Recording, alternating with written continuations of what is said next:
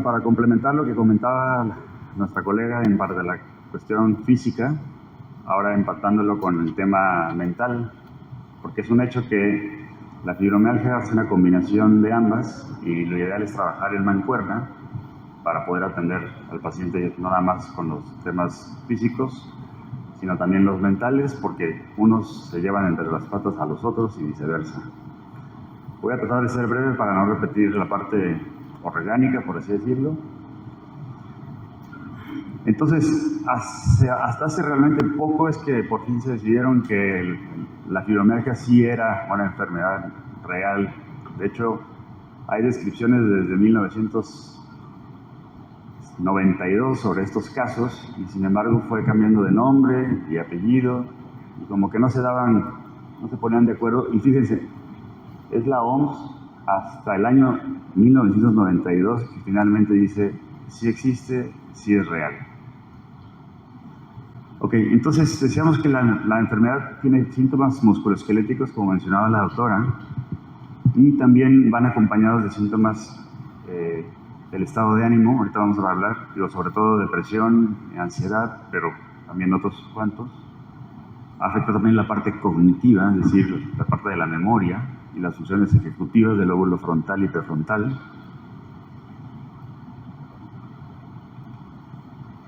Y ya hablábamos un poco que los síntomas son un tanto generalizados, que puede ser una cosa, puede ser la otra. El diagnóstico, como vemos, es complejo. No hay pruebas así fidedignas, pues. Y en salud mental, pues hay escalas para depresión y hay escalas para ansiedad, para Beck, Hamilton, pero no afinadas hacia la detección de fibromialgia en específico, ¿va? Entonces, causas, pues ya saben, ahí se dividen. De las que yo voy a hablar un poco más hoy son de estas, ¿no? Los traumas físicos, o más bien los traumas emocionales, por ahí el estrés postraumático, y de estas enfermedades en especial. Bueno, el día de hoy sabemos que la depresión y la ansiedad se llevan los primeros lugares en cuanto a las patologías psiquiátricas. De hecho, la ansiedad creo que le acaba de ganar ya la depresión. Está la ansiedad en primer lugar, depresión en segundo lugar, y ahí se la llevan. Comparten neurotransmisores, por ahí los mencionaron, serotonina, dopamina, norepinefrina y demás. Es un hecho que el paciente, al tener dolor constante, pues se va a cansar. Y obviamente que al tener dolor constante, pues no me va a gustar andar en la plaza caminando, entonces me voy a aislar. ¿Y qué provoca el aislamiento en la especie humana? Depresión, ¿vale? Somos animales sociales, está en nuestro ADN. Ahora, estrés y fatiga, ¿por qué? Pues al estar tomando medicamento, insisto, la parte del dolor constante, o sea, tanto el cuerpo puede enfermar a la mente, como la mente enfermar al cuerpo. A esto se le conocen como los famosísimos síntomas psicosomáticos. Psico-mente, soma-cuerpo. Decía un profesor por ahí que lo que la mente calla, el cuerpo lo manifiesta. Y este es un vivo ejemplo de ello. Insomnio. Ya hablaban por ahí de las alteraciones en el patrón de sueño, ciclo circadiano. Entonces, ¿qué pasa? Que lo más importante en el sistema nervioso central, señores, es no la cantidad, sino la calidad del sueño. Estos pacientes definitivamente, por el mismo dolor y demás, no duermen, no nada más sus horas, sino no duermen con profundidad, no hay estas fases y etapas, que es la REM y la no REM y demás. Entonces, ¿qué pasa cuando el sueño no está siendo de calidad? Es una bomba de tiempo. Hablábamos del aislamiento, ¿no? Y este término, fibroniebla, que ahora que fue lo del COVID, por ahí se hablaba de una cosa de niebla mental, y bueno, no es. La verdad es que se lo robaron de acá. Es decir, en este estudio de fibromialgia ya existía este tema de niebla o fibroniebla, que es esa parte cognitiva que realmente se ve afectada de los pares craneales. Por ahí, quienes nos dio por ahí y perdimos por ahí algunos el olfato y el gusto, es por algo, ¿verdad? Se puede meter el virus a los pares craneales del gusto y el olfato, entonces es real que afecta el sistema nervioso.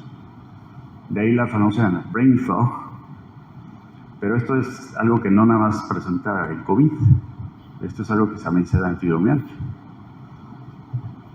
El paciente te lo describe como un estado como de confusión, de letargo, psicomotriz, hasta en la forma y en la velocidad del habla, y tú lo puedes notar. O sea, el paciente habla más despacio, y no es que sea flojo, no es por eso. O sea, realmente es un impedimento. O sea, el paciente está consciente de que ese no es él o ese no es ella. Bien.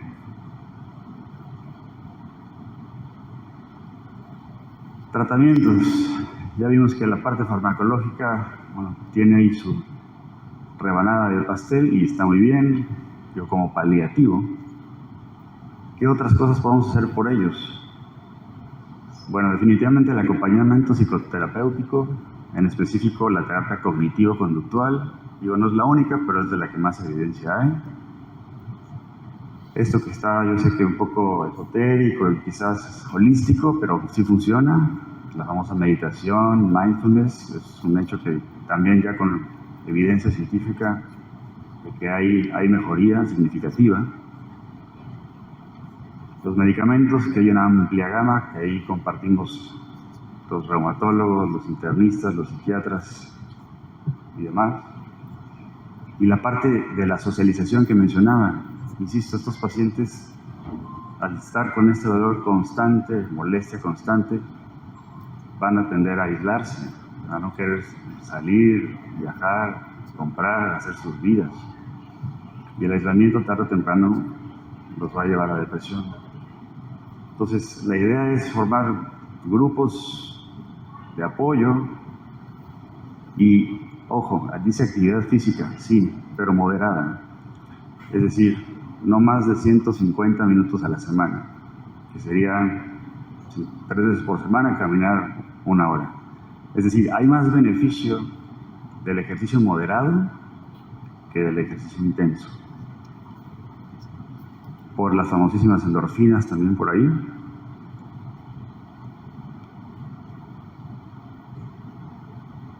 Y bueno, para no andar en la parte orgánica y de las cuestiones de anticuerpos, quisiera yo aprovechar también para que, si ustedes tienen alguna duda o pregunta sobre este tema, yo hay mucho por hablar.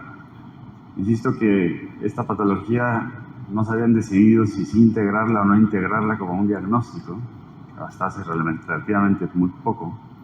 Sin embargo, hay descripciones, le fueron cambiando de nombres, fibritis, neurofibritis, pero es hasta 1992 que la OMS dice, ok, sí es real, sí hay una causa real, sí es una patología. ¿Qué pasa o qué pasó con todas las personas que previo a 1992 padecían o padecen fibromialgia? Por ahí, sí, doctor.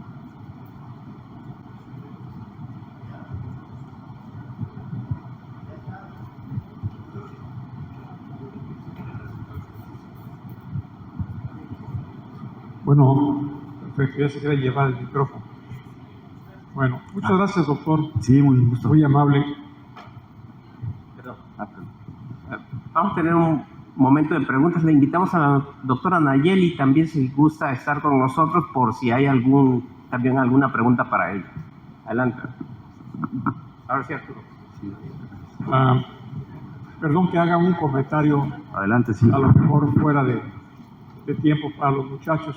Hay muchos muchachos todavía estudiantes de medicina. En alguna época existió un fulano que era un extraordinario médico, sociólogo, filósofo, psicólogo, químico, etcétera, etcétera, Claude Bernard, allá por 1860 y tantos.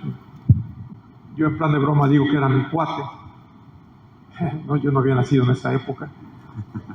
Pero él dijo que el futuro no iba a haber enfermedades, solamente enfermos, y ustedes están dando la razón. Los enfermos mentales. Durante mucho tiempo, la fibrositis, como se le llamó, fue considerada exclusivamente problema reumático y después problema mental. Hoy no sabemos qué onda con esa con esa patología. Sin embargo, para información de los compañeros, creo que hubo alguien Por ahí está. de nuestro país que describió perfectamente bien lo que es la fibromialgia.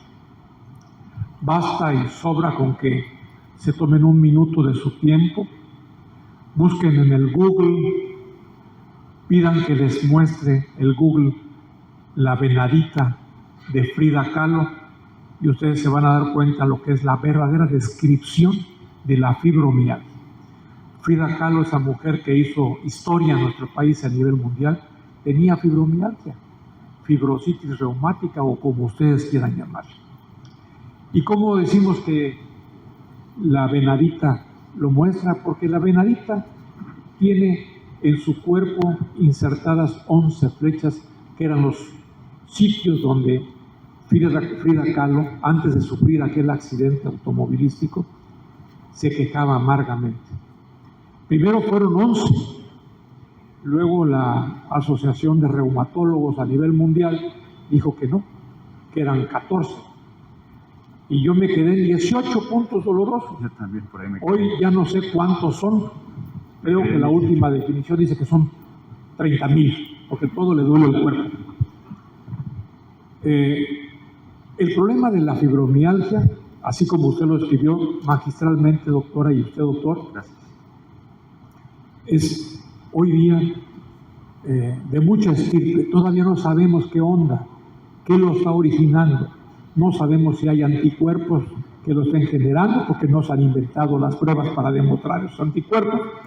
No sabemos si es exclusivamente mental, porque se ha observado que los pacientes tienen, todos que tienen fibromialgia se quejan de que tienen insomnio, y si no insomnio, trastornos de tipo sexual, que no mencionó usted, doctora.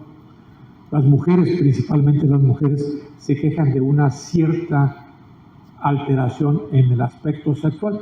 No sé qué quiere decir eso, pero eso lo describió uno de los libros del Colegio de Medicina Interna. Perdóneme. Vulvodinia se llama. Bueno, ahí está la explicación. Dispareunia. Bueno, dispareunia, pero vulvodinia está más interesante el nombre. El tema es muy grueso, muy violento. Créanmelo, a mí es de los temas que me causan escozor. Ya escuché a uno de mis compañeros que dice que el 30% de sus pacientes, pues a partir de hoy van a ser mejor tratados porque ya aprendieron un poquito más de fibromialgia. Muchas gracias, doctor. Muchas gracias. Gracias.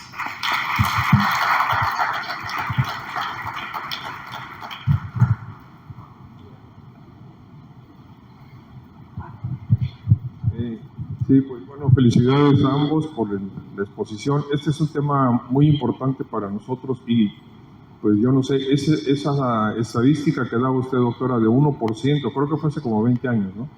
En el 2011, Sí. bueno, en México de 0.74, pero no han vuelto a hacer otro estudio. Yo creo que después de la pandemia, sobre todo, que fue algo que realmente pues fue un impacto de estrés, de ansiedad, de depresión, de todos, justamente por lo que dice el doctor, de aislarnos.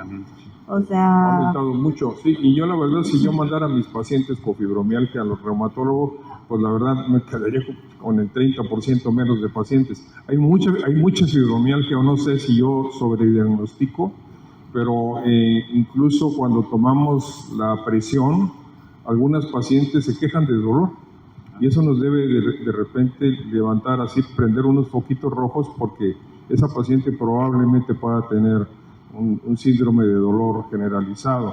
Y hablando de la cuestión neuropsiquiátrica, muchas tienen una personalidad como muy cuadrada, obsesivas o compulsivas, muy fijadas en el orden y en la limpieza, y las empezamos a interrogar por ese lado y nos damos cuenta. Además, porque son mujeres, pues no sé, como yo les digo, la mujer en la actualidad pues tiene que desempeñar una gran cantidad de roles, y no son roles de canela, como les digo. Sí, o sea, son esposas, son hijas, son hermanas, son amigas, son madres, son administradoras de la casa y son trabajadoras, o tienen un jefe déspota, o tienen acoso laboral. En fin, tienen muchas broncas que resolver y la vida, el tiempo no les alcanza. Y a partir de la pandemia, pues esto es una explosión. Y siento que esto no se ha estudiado adecuadamente. De hecho, yo hace muchos años tuve la oportunidad de trabajar por algunos meses en una clínica que se llamaba Salud en el Trabajo, en el IMSS. Ahí me mandaron castigado cuando renuncié de jefe. Y estuve como un año. Y sí, teníamos esos cuadros de dolor generalizado y muchas de ellas con incapacidad y muchas mujeres o enfermeras sometidas a cirugías innecesarias de columna, de hernias discales que no les hacían problema, ¿no? En fin, ese es un problema muy serio, muy generalizado, y sí tiene que ser un manejo multidisciplinario, la terapia cognitivo-conductual, en fin. Pero también nosotros como internistas, al tener una versión panorámica, ¿no?, tenemos la obligación de detectarlos y de manejarlos. Gracias. Gracias. Yo ahí quisiera hacer como complementar su comentario. La verdad es que justamente uno se da cuenta desde que el paciente entra, ¿no? O sea, la verdad es que sí es cierto eso de lo que nos decían los doctores. Bueno, es que yo soy pequeña. Entonces sí es cierto de lo que nos dicen los doctores, ¿no? De cuando entras y toda la actitud de la paciente. O sea, no con esto estoy diciendo que no tenga alguna otra cosa, pero si no tratamos todo en un conjunto, tampoco vamos a mejorar este otro aspecto y vamos a seguir como enfrascados en esto de la citocina, la PCR, la BCG, el ultrasonido, la tomografía, bla, bla, bla, y como que no le tomamos también parte a esta otra situación. Y lo que mencionaba, ¿no? Hernias discales operadas que no sé si realmente tendrían que ser operadas. Digo, yo no sé nada de ortopedia, pero sí me queda como la duda, ¿no? Y pues en el caso de la reumatología, pacientes con prednisona, 5 miligramos, 10 miligramos toda la vida, que van a tener más dolor en sus articulaciones por una artrosis por glucocorticoides, ¿no? Entonces, sí es como de pensar para ver, explorar bien al paciente, preguntar bien para ver cómo le podemos ayudar. ¿Alguien más? Sí, doctor. Sí, claro.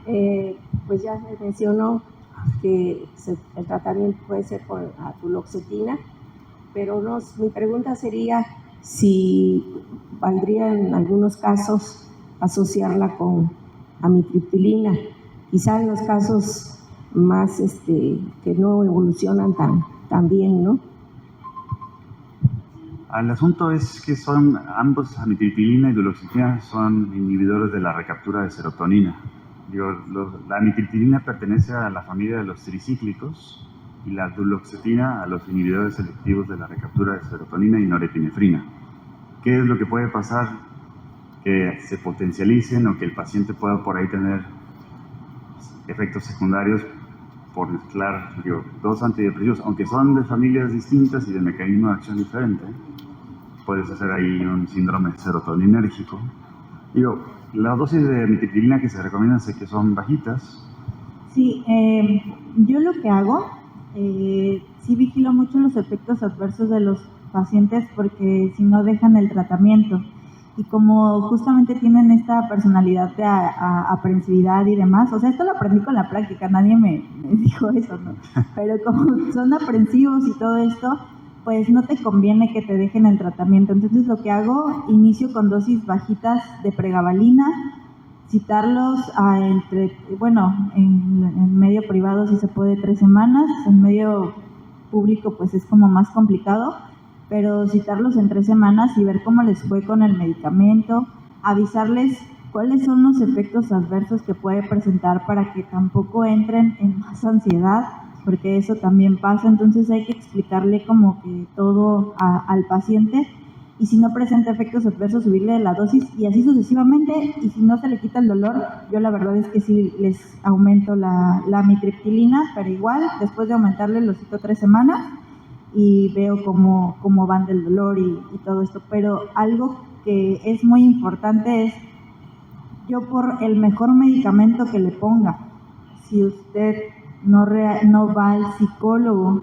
no hace ejercicio, te lo juro que no le voy a quitar el dolor ni con el mejor medicamento del mundo, porque sí se necesita, como justamente si son personas aprensivas y todo eso, pues que cambien más o menos este chip, ¿no? Que es complicado y se los digo, no se desespere. Una personalidad se hace en 34 años, en 20 años, no se va a quitar en 1 o 2 años. Es un trabajo pues que necesita disciplina, constancia y pues 5 o 10 años tal vez, ¿no? Ahí el tema con la... Perdón. Yo empiezo con pregabalina porque aunque ahí dije que la amitriptilina cubría todos los aspectos, pregabalina se me hace que tiene menos efectos adversos para el paciente y sí ayuda para el dolor.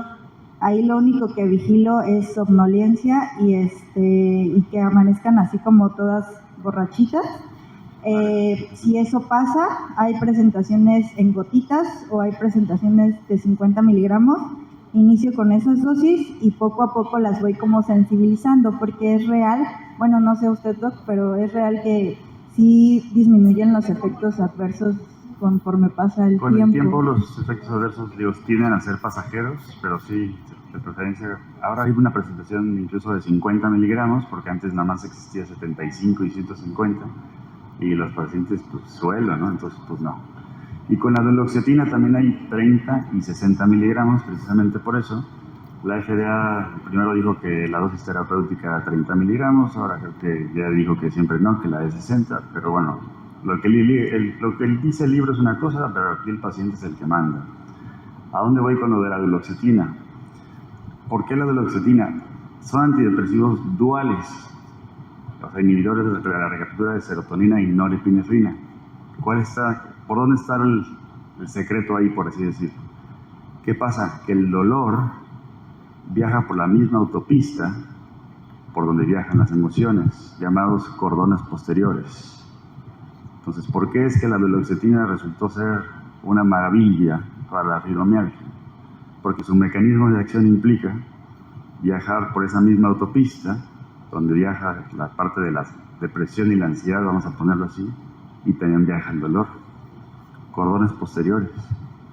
Por eso es que dijeron, caray, mira, pegó porque encontraron ahí.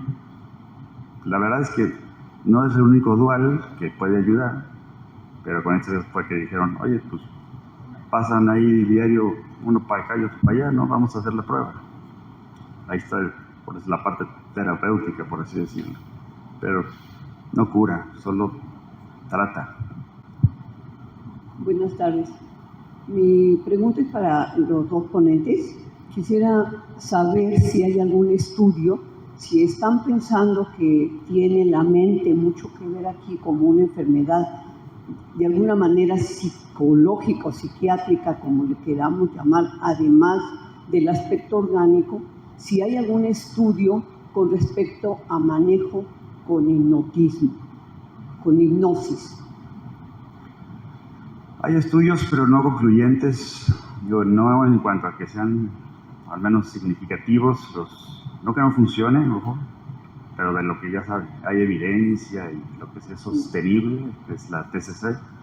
Ya sabe que en depresión y ansiedad, en psiquiatría generalmente, si no es terapia cognitivo-conductual, lo demás no sirve. Pero, ojo, hay estudios con hipnosis, por ahí mencioné lo del mindfulness,